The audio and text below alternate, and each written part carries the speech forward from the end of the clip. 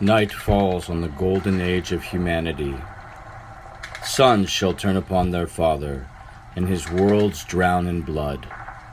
The eye shall open, and the galaxy will burn.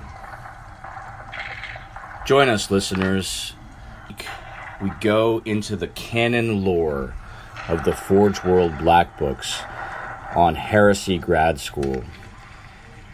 Professors Jason, Patrick, and Dave, myself, will dive into the lore of the Black Books and the Black Library novels that we know and love, and explore the heresy as history.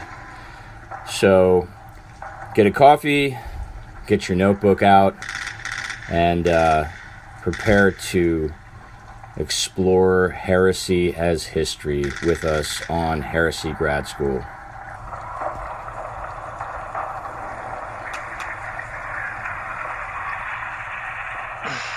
They really need to find a better voice for Craig. Just putting that out there. So if the developers who created Craig are listening, please find a better voice. Right? If the GPS people could do it, like get us some Patrick Stewart or something. Right? Want a hot Australian voice. Mm, I feel like that should be a setting on everybody's phone. agreed. I want my directions in like sexy Australian. I didn't know that was an Australian accent. Sexy Australian. It is. I mean, I find the accent. At sexy. this point, I would accept Crocodile Dundee. I'm just putting that out there.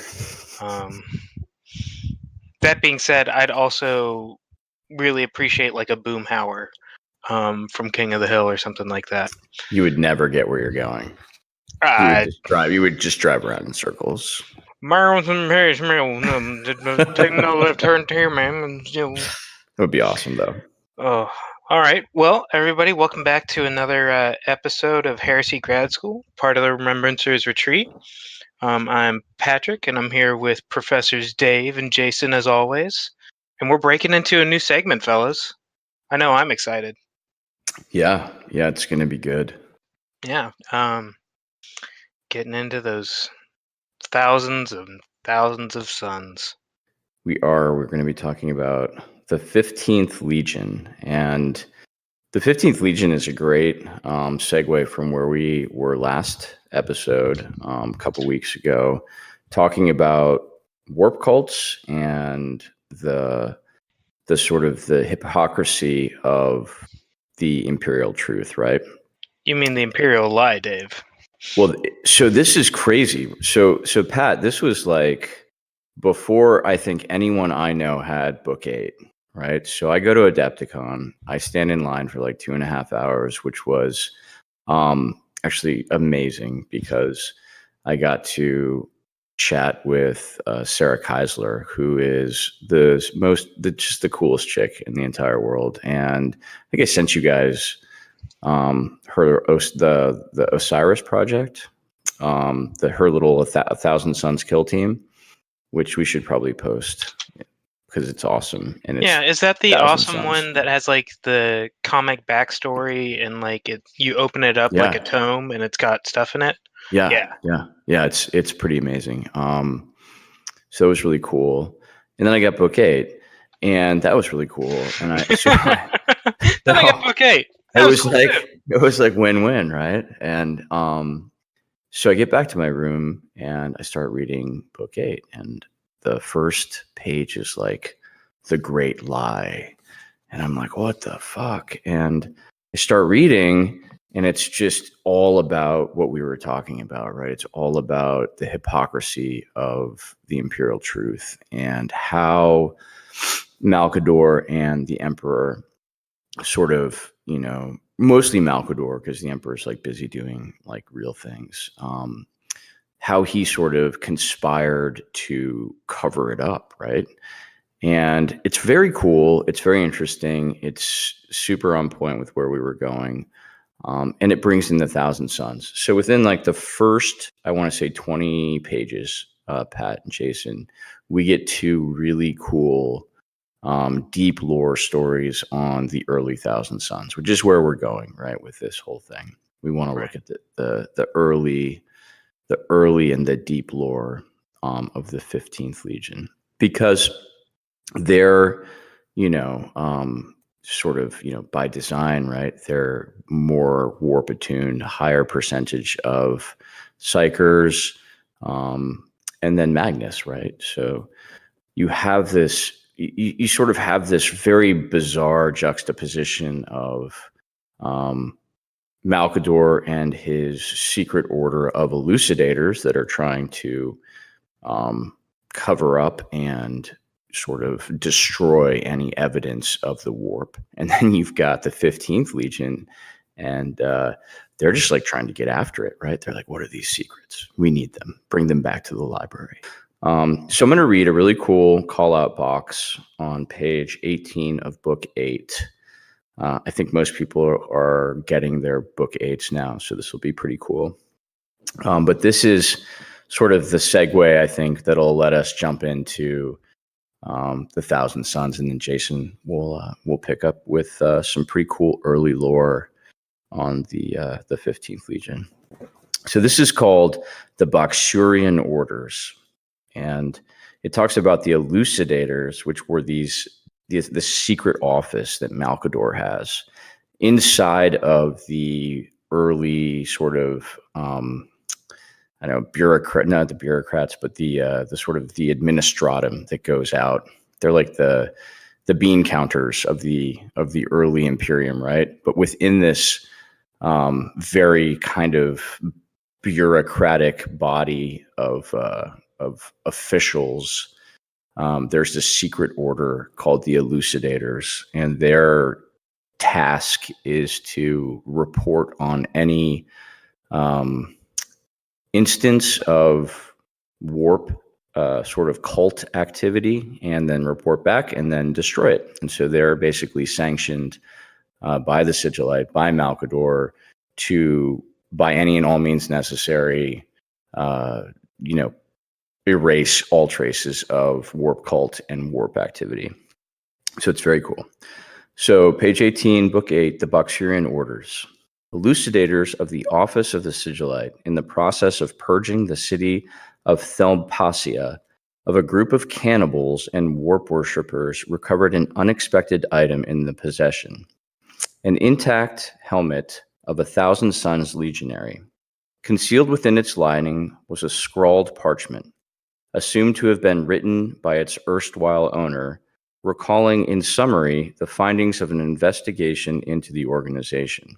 According to the handwritten notes, which remain uncorroborated due to the thorough punitive efforts of the elucidators, Thelmpasia has fallen under the thrall of an ancient faith.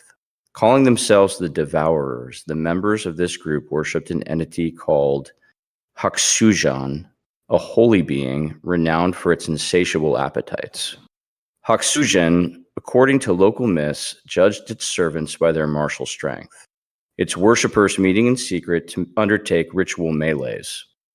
The leaders of the order were the most accomplished pugilists in these brawls, their might and martial prowess being the criteria of selection, and their strength only appeared to grow with the favor of their brethren and their deity.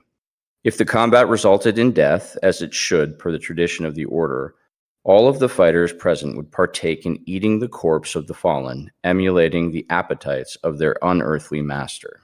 Parallels were drawn on the recovered parchment between the behavior of the Devourers and dozens of other incidents of occult activities throughout the galaxy, tracing back to pre-unification Terra.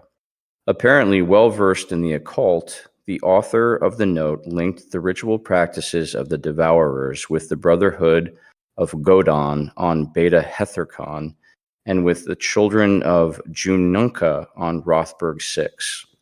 The author goes on to theorize all such organizations descend from that order of Boxuria the Hungerer, a faction encountered by the Emperor on the sub-Indus archipelagos of ancient Terra. Though ostensibly eliminated by the forces of unification, their beliefs remain subtly present in his domains and were carried across the stars by his armies. This is substantiated, claims the scrawled text, by the fact that all worlds touched by the outbreak of similar groups were brought to compliance by the 73rd Expeditionary Fleet, which carried warriors from that region of Terra. Though purged one by one, similar groups have appeared in other areas of the galaxy and are thought to have been propagated by soldiers of the Great Crusade, who in the field may have witnessed and then initiated or imitated their saviors among certain legions of the Space Marines partaking in a limited form of anthropophagy. When eventually returned to the 15th Legion, the helmet was identified as that of Mykolaiv Bast, fated vigilator of the Thousand Suns Amatara occult, who was declared missing in 890 M30. Bast's helmet was repowered by the armorers of his legion, and extensive audio dictation was discovered in its data core, detailing the findings of its investigation into the Hakushujin Order and presumably other such groups. The Thousand Suns deemed this report to be too dangerously arcane to share with the officers of the Sigillite, and accordingly claimed to have destroyed the helmet and its contents. Though multiple petitions were filed, the 15th Legion would not explain the reason behind Bast's concealed presence in Thempasia or the extent of his investigations. So that is yeah. It's just, I love it, man. I love it for all the reasons that we do this. We do it for the deep lore and the idea that you've got Thousand Sun agents, sort of out on their own doing clandestine operations into warp cults, and then, denying their presence is just, I think it's perfect for where we're going. But yeah, guys, what do you think? Well, I gotta say, little nuggets like this are both amazing and, like you said, complete and total vindication, for why we do this and what we're doing this for. But in the other direction, it's just like what did we talk about last time on the warp witches that were like purged by the Night Lords? And it's infuriating because that sounds like the coolest shit ever, but we only get like these tiny little nuggets of detail. Yeah, no, it's they're like little Easter eggs, and you got to go try to either connect the dots, go down a rabbit hole, or just wait and hope that someday, we get a little bit more, or we can do, you can do what we do with D43, right? It's just treat it as this really cool unexplored territory, and just create your own adventure. I definitely need some warp witches in my D43. Yeah, that's gonna have to be like, I don't know, maybe we should think of like a regiment of renown kind of thing. Yeah, I could definitely see Gethera being in D43. We could do that until, canon lore comes out and we have to redact it. But man, that would be so cool. We'll have to get Steven on that project. Give us some. And he'll jump right into it too. Or maybe Austin with the new demon rules. Give us some warp witches. But anyway, Jason, man, where are we going with the early lore of the Thousand Suns today? Well, our lore today is about before even they were the Thousand Suns, back when they were just the 15th Legion.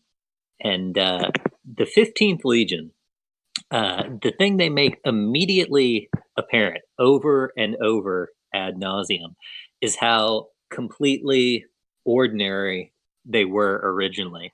I tracked it in the first 3 pages. They mention how ordinary they are 7 separate times. So obviously they're going to be as far from ordinary as possible. So I thought first, one of the things to kind of start this little section off right with the 15th Legion is this quote where we're starting out on page 140 from Aeolus the Lesser. He says, "A seeker will make 3 great errors on their ascent, no matter how bold their spirit or keen their sight. The first error is to believe they have reached the end of the path, when in truth they have only taken the first step. The second error is to believe that the end of the one path is the beginning of another. The third error is to believe that any price is worth paying to take another step. These are the errors, their number is 3, and their reward is the loss of all they have ever gained and ever loved. So those are pretty heavy words to head in to what we know ends up happening to the 15. But in the meantime, Dave, like you were talking about, there's almost like this dichotomy to the creation of the Thousand Sons. On the one hand, I mean, Malkador's secret police are disappearing anybody who has even the vaguest contact with, warp-related entities. And on the other hand, the Emperor knew exactly what he was doing when he created Magnus and the Thousand Sons. Like, he may not have understood exactly where they were ending up, but he knew what he was doing. In the same way that the imperial truth is kind of contradicted by half of the Imperium being a giant robot church, in the other direction, the creation of the 15th Legion itself kind of, contradicts it as well. And I mean, I think all three of us are, pretty steadfast in, it's much more the imperial lie than the imperial truth. But the emperor is pretty blatant about how much of a, I guess he's almost sort of a false prophet in this regard. But anywho, 15th Legion. So starting out here, they make a couple of key points. Where other legions kind of walked into infamy, the Thousand Sons were plunged into it almost against their will. Magnus was a huge driving force behind what caused the legion as a whole to descend into, well, I'd say martyrdom. Other people would, argue traitors, but and really the first problem from everybody from the lowest ranked tactical marine to Magnus himself, their first problem was inarguably pride. The second being those they trusted, and the third, they were really kind of set adrift by the Imperium at large. Magnus was eventually supposed to be plugged into the Golden Throne, which is kind of the running theory, but they were kind of created in this weird, dichotomy of thought of their entire purpose for creation was being actively campaigned and expunged against by Malkador and the Emperor. So, from the very beginning, they had lots of problems going on. Again, constant reference to how ordinary and not unusual they were starting out. They were actually created pretty late on, so far as the legions went. They were created after Luna had fallen. The firstborn legions were kind of already on their way, conquering the Sol system. The Luna Wolves were already out and about. The Dark Angels, of course, were already rampaging around, bringing the Sol system to heel. But what's interesting is both terrestrial and warp storms marked the creation of the 15th Legion. These massive warp storms that had isolated Terra during Old Night really resurged almost as powerfully as they did before, which caused a huge cascade of problems. Everything from psychic emergence and mutation in the human population on Terra, which was already a really big problem, comes back in force. Voidborn shipping between even stuff within the Sol system started to become a huge problem, and ships were, essentially locked in orbit. And panic and superstition sweeps across the new Imperium, strong enough to actually provoke responses from from the Emperor's lackeys to, again, destroy this sort of superstitious rebellion. And these storms had names across all the different parts of Terra. They give a couple of examples, like the Nordifric conclaves referred to it very dramatically as the Song of the Blood Skies. The noble houses of the equatorial plates referred to it as the Spiral Misrule, but more or less all of the histories that were there to record it referred to it as the First Tempest. So, in the creation of the 15th Legion, it was very unique in how it was created. And as it was being created and these huge storms kind of resurge, the emperor doesn't really seem concerned. I mean, and that's kind of a running theme throughout the heresy. Like even when Horus is, taking over Mars and kicking on his front door, the emperor seems unconcerned. But what's interesting here is it says that his promptness and his unconcernedness seem to kind of indicate preparation and forethought. Like he knew this was going to happen in the exact same way he knew what he was doing when he created the Thousand Sons. And what's kind of interesting too is this is a good possibility that several branches of the imperial court and government kind of owe their inception to this first tempest. They touch on both the Silent Sisterhood and the Black Sentinels of the Astra Telepathica, kind of owe their initial inception and their foothold in the branches of the imperial court to this first tempest. And again, in their creation, it's really the only thing that's unique to the 15th Legion starting out. They said strictures were imposed upon them beyond that of their fellow legions. They were, in fact, drawn from perhaps the most stable, loyal, and culturally sophisticated of the Emperor's domains on Terra. So, suck it, other 19th legions. But this is specifically the Achaemenid Empire and the enclaves of the Fire Lords of Als and the Kushai domains. All of these were some of the first domains to, bend the knee and give fealty to the emperor back during his earliest wars of conquest. And they had been supplying warriors and war materiel since the earliest battles of the Unification Wars. And kind of the really big and maybe a little ironic part here is all of these domains had populations that were largely free from the really unpredictable mutations that was really a rife problem with early Terra. And other aspirants were drawn from across Terra, but they were in such low numbers as to be pretty much indistinct. An example they give is the Ionis Plateau. It only gives up a single youth to the 15th Legion, while hundreds were taken and raised to the 7th, which I thought was kind of an interesting little, backhanded shot at the Imperial Fists. But the Emperor himself was known to have selected many of the first recruits personally, which was pretty unique. It wasn't unclear what the actual survival rate of those initiates were, but it seemed to go well beyond and above what the other legions were experiencing. I mean, these recruits were hand-selected. Literally all of them were hand-selected by the Emperor to start off with, which was pretty much unheard of. And it was important in that they noted a remarkably high rate of implantation and integration successfully, with all of the implants to become a full Astartes. So while they don't have exact numbers there, they do have an exact number between the Terran and Lunan gene forges of exactly 1,000 starting out. So it was said at the exact moment the Emperor bade his 1,000 sons to rise from their oath of eternity in the initial forging of their legion, the storms and the warps surrounding Terra broke, which was very ominous. But again, they, in the little section entitled The 1,000, no immediate distinguishing characteristics beyond its small size and personal attention from the Emperor. Their first action was actually to quell a rebellion on Terra itself. They even go to state the initial campaigns and deployments were unremarkable. They,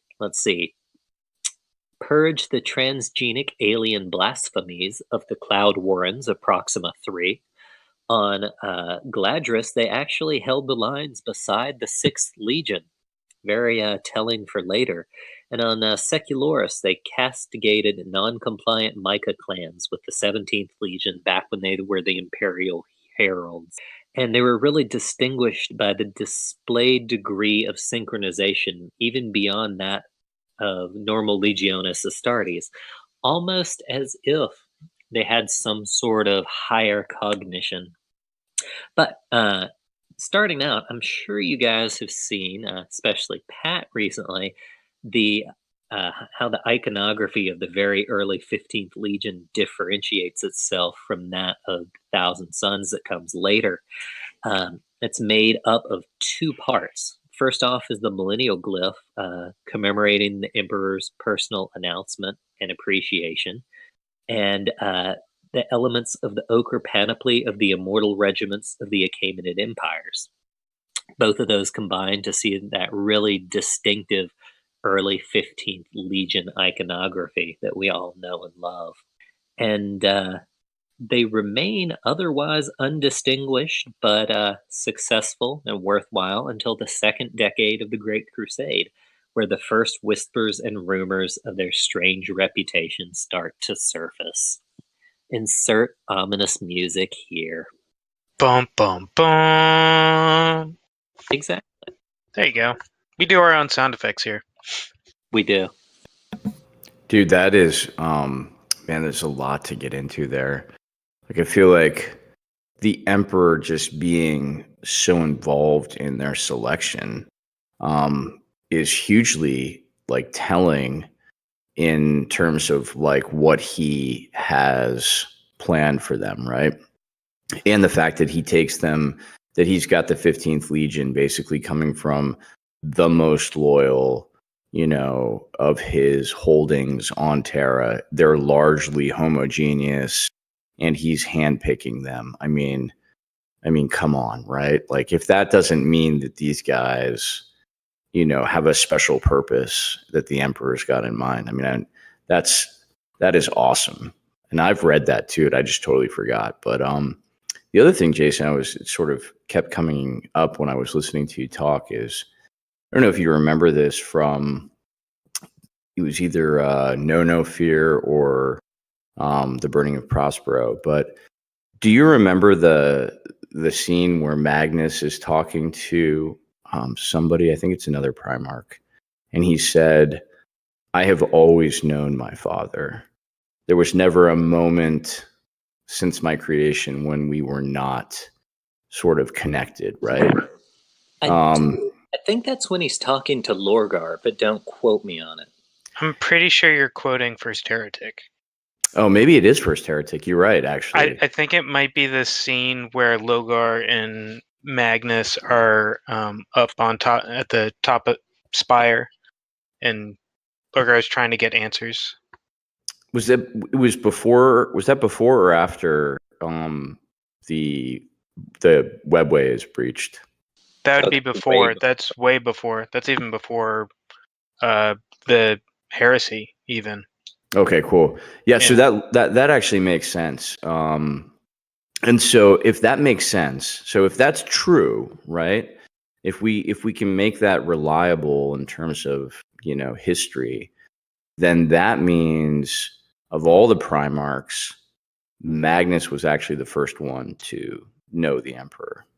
And the Emperor was therefore, like, he was never lost, is what I'm saying, you know, which is very interesting. So I think, you know, the Emperor obviously knows the psychic potential of the Primarch that he's going to give this legion to. And that must go into his calculation when he's handpicking them and sort of creating them for this purpose, right? I don't know. Well, one thing that jumped out to me is in that initial creation of the 15th.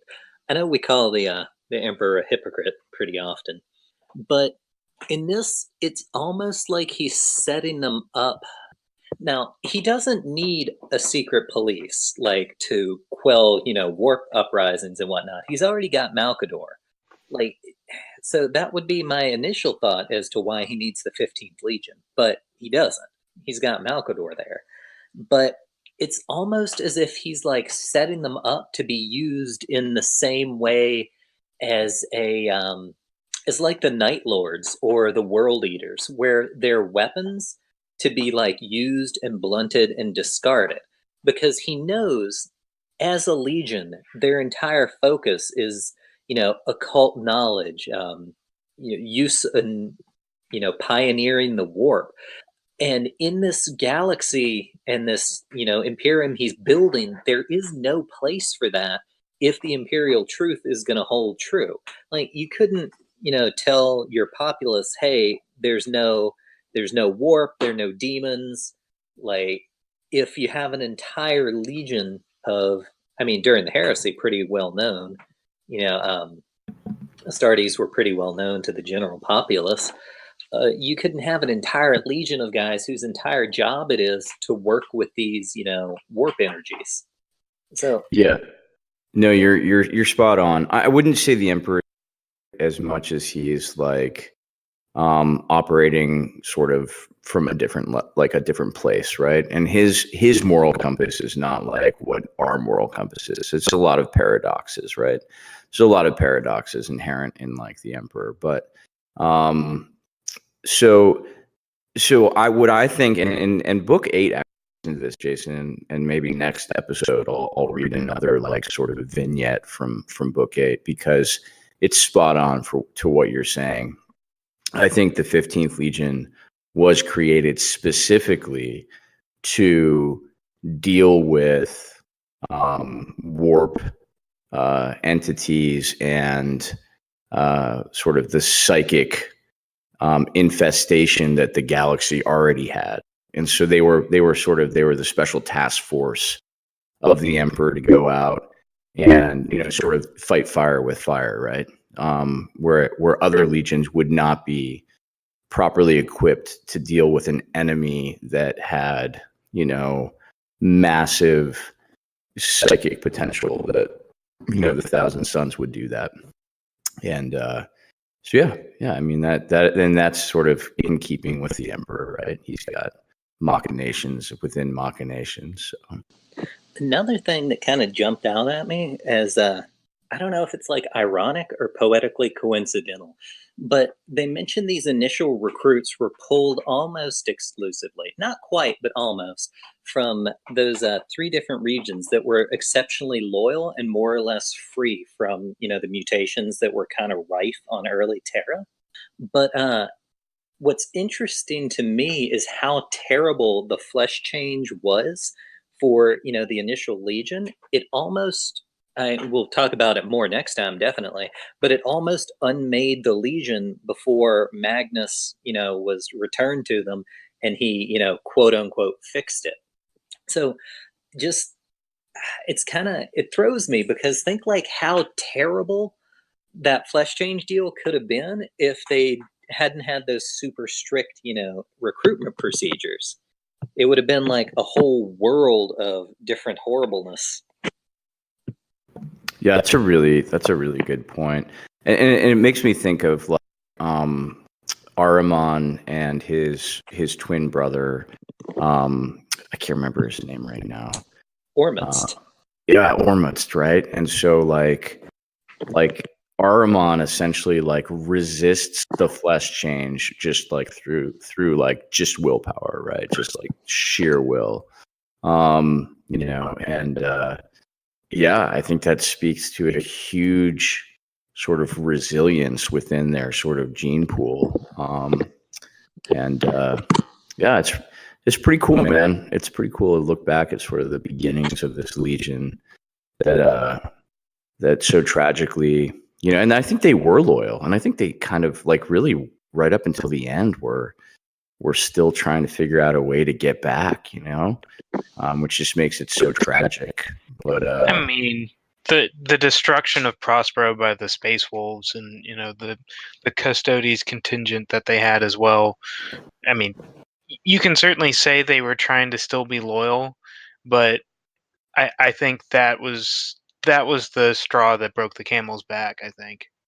Yeah, no, I think you're right, Pat. I think that was probably the straw that broke the camel's back. Yeah. But I mean, if instead of all-out destruction of Prospero, they instead just came peacefully, that would make a difference. But see, I always like to think of the Loyalist Thousand Sons as almost a let's see, reaching back for some Dungeons and Dragons terms, almost like a chaotic good. Like, they're trying to do their best. They're trying to, elevate their, brother legionaries. They're trying to, pave the way and pioneer all of these new like warp things. And figure out all of this dangerous crap in the galaxy for humanity. And they're even trying to, just like the Ultramarines, figure out things to do to make themselves useful after the war is done and, the galaxy's settled. But they break from those rules, and they kind of, much like a radical inquisitor 10,000 years later, they kind of, have those good intentions turned against them. Now, on the other hand, you can definitely say, I can definitely see the loyalist perspective of how, Thousand Sons are just, arrogant and self-serving and trying to, siphon all of the knowledge to themselves and guard it, because knowledge is power, guard it well. Blessed is the mind too small for doubt, and other 40K tropes we all know and love. But I always like to look at the Thousand Sons like they were legitimately trying to do good in the same way the Space Wolves thought they were doing good. Well, maybe not Lehman Russ. He was kind of an asshole, and he jumped at the chance to, fight Magnus. But other than that, in general, good people, I think, is the takeaway there. Oh, yeah. I mean, Magnus, I think we can all agree Magnus was a turd. But I would definitely put him in that chaotic good corner easily. He didn't mean to destroy the webway. He just wanted to warn his father that, hey, Horus and like the rest of the Primarchs are gonna try and kill you and take your, take your empire. We're all Thousand Sons players here, and I think, don't let me talk for you guys, but I think we can collectively say Magnus was a turd. Magnus did plenty of stuff wrong. I like Magnus. I'll be Magnus's advocate. I don't think he was a turd.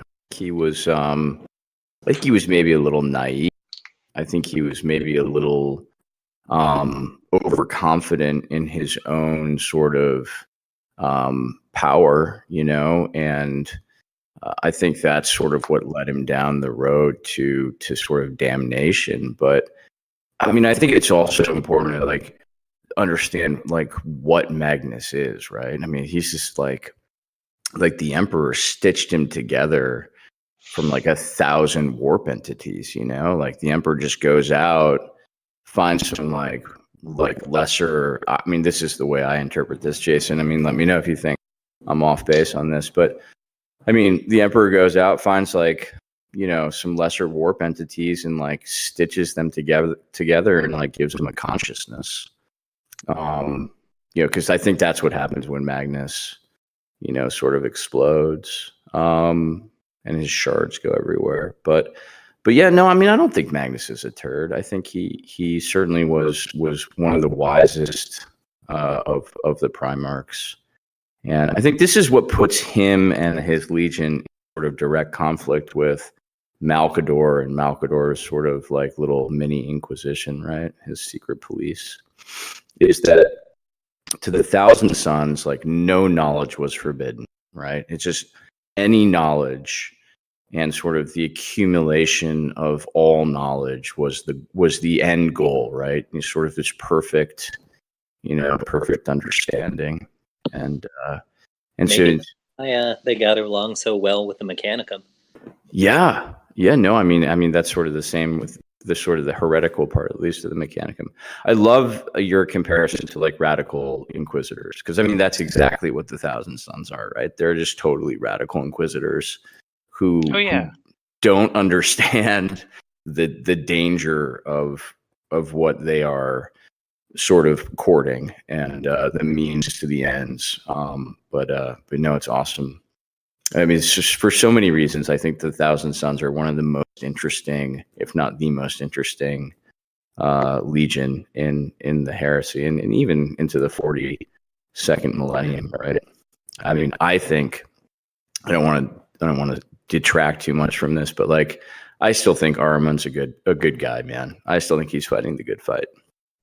So. Well, I mean, we do try and give our readers a little bit of readers. I hope you're not reading this somehow, like a speech to text sort of deal. That would be an awful idea. Yeah. We do give our listeners some, added reading. So I think it might be worth it to mention stuff like, what is it? The Ahriman Exiled series is pretty exceptional so far as 40K books go. And without a doubt, Talon of Horus and Black Legion by Aaron Dembski Bowden. Yes. My Yes. favorite 40K series, hand down. And I think Iskandar Khayan is probably the smartest space marine in the galaxy. The dude is a mercenary, and he only takes payment in archaeotech weaponry and mechanicum automata. So he knows what's important in life. That's You mean awesome. to defeat your enemies, see them flee in front of you, and hear the lamentations of their women? Yeah, and you know how you break your enemies and make them flee in front of you? Big, giant, goddamn robots. Damn fucking straight. At the height of it, his entire little menagerie of robots is called the Syntagma. He has over 100 Castellax units. So that's not even counting Oof. Thalaxi cyborgs and whatnot. Oh my god, that's amazing. Yeah. Just to go on a non sequitur down that trail, I think when they describe him walking through the bridge, they describe the walls through each corridor just being covered in Thalax poised to like attack. So this guy knows what's up. He used them as an anti-boarding party on his original ship, the Taluk, which I think is hilarious. Oh yeah, most definitely. Like, hey, we're gonna board this ship because we're getting like minimal life signs. It's just gonna be a whole bunch of crew serfs. We're gonna get like this famous Thousand Suns dude's brand new ship. It's gonna be great. That plan never goes well. Mm-mm. But all right, guys, can we think of anything else important we want to touch on? I mean, if you guys want, I can read the next excerpt from book 8 that deals with the Thousand Suns and a very interesting warp cult called the Coven of Resurrectionists, where we can definitely leave it for next time. I am all for going with it this time because that'll be a terrific lead-in to next time. Perfect. Let's go for it. All right, guys. So this is page 20 of book 8 called the Coven of Resurrectionists. On the distant eastern edge of the Ghoul Stars, an esoteric faith with practices previously unheard of was encountered by the pathfinders of the Imperium. Dubbed the Resurrectionists, the cult had taken root on Damire, and from there it had spread along the small human sublight empire which had colonized the 6 worlds of the same system. The Resurrectionist faith was overseen by a clan of grinning leaders who were known as the Coven, gray-bearded and black-cloaked men whose spryness belied their apparent years.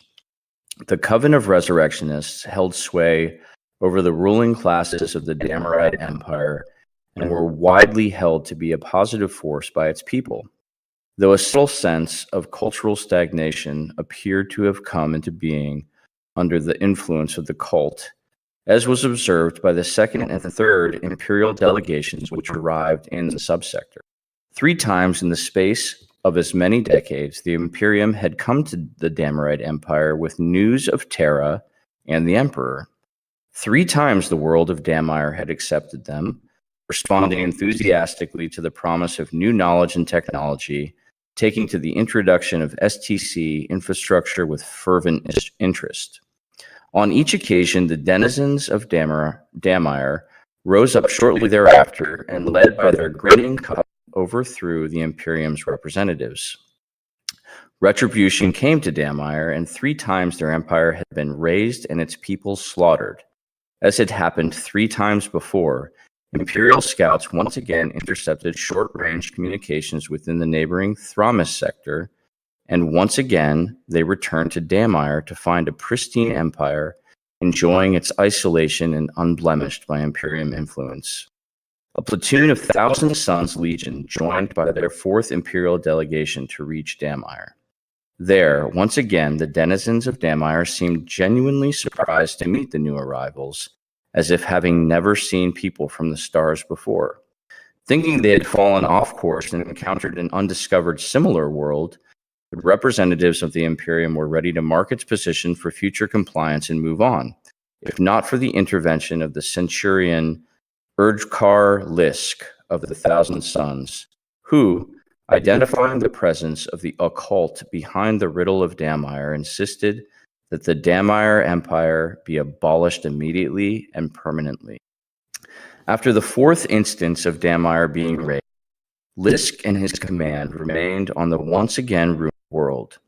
Within weeks, vast crescent-shaped slashes in reality appeared across Damire, apparently cut open from some other realm. From these tears in real space emerged the Empire of Damire once more, just as it had been. Millions of souls, cities, forests, and lakes, and more appearing on their world anew. With them came the still grinning members of the Coven, carrying their curved ceremonial blades. With these weapons, the Coven sliced more wounds in reality. The world of Damire was restored before retreating through the final cut together. As the tear in reality began to close, the Thousand Sons legionnaires followed the Coven through the breach in space and time. Within the real space tear, Lisk and his unit found themselves in a dense and beautifully filled forest filled with life. As they followed the Coven, day turned to night and the seasons changed with every step until all blurred together, being always both day and night, summer and winter.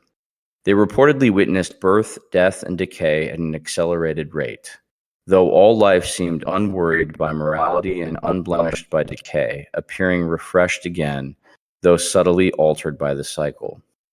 Lisk would later reflect that he was filled with an unfettered sense of joy to have found an elusive realm in which there was no despair, no war, and all life was eternal and perpetual.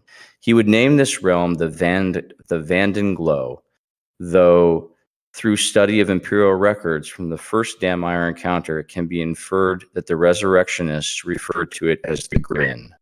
Emerging from the Grin through another half-moon slash in reality, the Legionnaires found themselves to be in a city of one of the other worlds of the Damirite Empire, already in an advanced state of repair.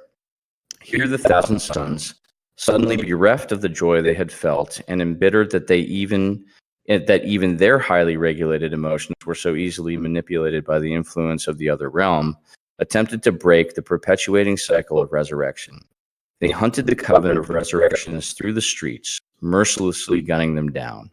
Many escaped into the Grin, or tumbled dying into it only to rise again, closing the portals behind them. Taking up the blades of the fallen cultists, the Thousand Sons cut their own passages into the ethereal forest beyond.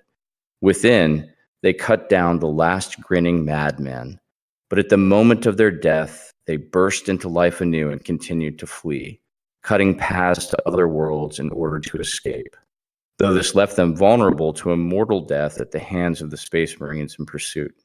While the Thousand Sons were attempting to boldly subdue the Coven and capture its weapons, several of the Coven lashed out with their subtle blades, cutting the Space Marines in many dimensions, extinguishing their lives with a shocking finality which the Grin could not restore. In rage and retaliation, some few of the Thousand Sun warriors dipped into their psychic power, destroying fleeing resurrectionists with etheric lightning. This was a mistake, however, for the force of the warp was hidden behind the glamour of the Grin and poured directly into the Space Marines. They began to mutate without control, dying to a curse of changing flesh. These same mutated brothers then rose again, unharmed, only to suffer the agony of the change over and over again in a repeating cycle against which nothing could be done. With the Coven pursued until its threat was extinguished, the remaining Thousand Sons cut a portal back to Damire, where they found a world much alike that they had recently destroyed, but obviously in decline, its air rancid and its buildings ruined. Back in reality and furnished with the knowledge that the Vandiglow was a lie of the great ocean, Lisk and the handful of the surviving brothers were forced to collapse the final route into the Grin with their etheric might. leaving their forsaken brothers within with the strange blades which had opened the way. As the 1,000 Sons did so, they witnessed the once hale people of Damire wither to dry leather corpses, and their structures finally fall into clouds of ash. The forces of the Imperium fleet, which recovered the 1,000 Sons, would report to Lisk that the other worlds of Damire had simply vanished. Damire itself was placed under a cordon over which the 1,000 Sons would maintain vigilance for a century against the possibility of the system once again being reborn from the ether. So that is the story of the Covenant of Resurrectionists, which I think is perfect given the sort of the intersection of the warp cults that we've been talking about and sort of the special place the 1,000 Sons have. What do you guys think? It's fucking spooky, is what it is. So they still have those blades then? You mean the 1,000 Sons that made it out? Yeah.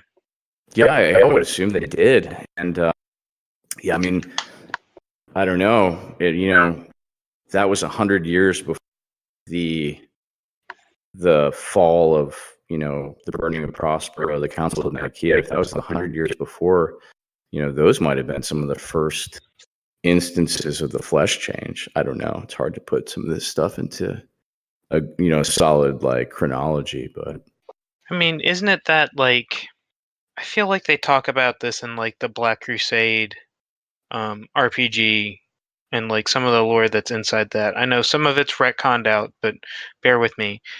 They talk about how when psychers use their abilities within a place of a lot where the warp is, it can speed up that change. And so I wonder if what you're saying is true, if like, because they started using their psychic powers within the Grin, that may have sped up the change itself. yeah, I think you're right, Pat. I think sort of the analogy that I have about using psychic, they're like always more powerful, right? Is sort of the physical underlying physical principles of reality are just not there in the warp. So you're sort of you can do things which you can't do in sort of the real world.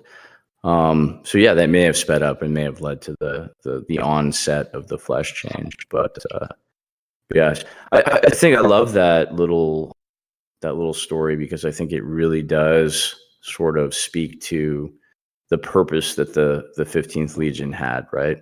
So it's like, we can't figure this out. We like exterminated this planet like 3 times. We burned it to the ground. It keeps coming back. The fuck's going on? It's like, well, we don't know, but go over there, get the 1,000 Sons. They're pretty smart dudes, right? Send them along with your little delegation back to the planet and just see what happens. So I think it's words to live by. 1,000 Sons. They're pretty smart dudes. Yeah. I don't know. So, Jason, where are we going next time, man? Well, next time we're going to get into some of the really fun initial engagements and battles for the Legion, and kind of start to set up where there might have been some problems. Nothing too big, but stuff starts, falling apart. It's bad. Uh-oh. Well, that can't be good. I like it. Well, thank you everybody for listening. I'm trying to think if we've got any plugs. Dave, you got anything? I mean, the only plug I have, guys, is got to go check this. It's on Imgur. It's called 1,000 Sons Kill Team Osiris and the Lost. I think Sarah's handle on Imgur is Peach Punk.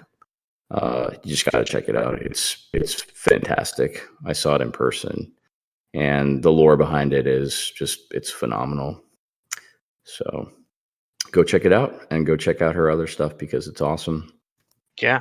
I mean, it's amazing how much lore she's put in it and how much work she's put into just like the conversion and everything just to make it look so awesome. So Yeah, no, she's a super cool chick. I mean, like literally being stuck in a line for 2 hours. That's not even the right way to say it. Like it was awesome. The 2 hours just flew by. I know Jesse's going to reach out to her hopefully soon and see if we can get her on a show, the regular Remembrancers retreat, because I mean she's just very cool, and she does a lot of really great stuff for the hobby. So that is my plug, my friend. Yeah. I think for me, I know we've been plugging him basically this entire month and some of last month, but the terrain tutor, Mel Bowes, good friend of the cast. His Kickstarter's still up. They're almost done reaching like all of their stretch goals. It's amazing how quickly this Kickstarter for how to build terrain, the book that he's developing, got funded. And I know I've watched his videos in order to get insight. I know others have, and if you kickstart anything, this is totally worth it in my mind. So go check that out on Kickstarter. It's called the Terrain Essentials, and go check out his page, which is the Terrain Tutor. Very cool.